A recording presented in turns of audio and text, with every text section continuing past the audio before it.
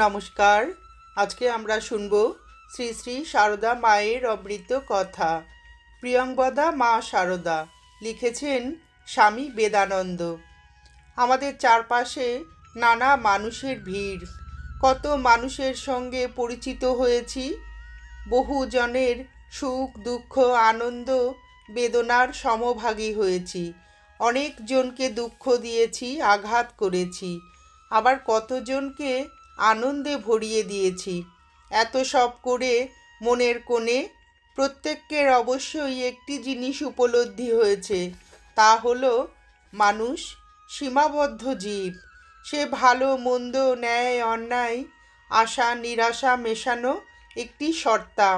তাই প্রতিটি মানুষকে ভালোবাসা মানে তার দোষ ত্রুটিকে মনের গহনে ক্ষমা করে পথ চলা, তার মঙ্গলের জন্য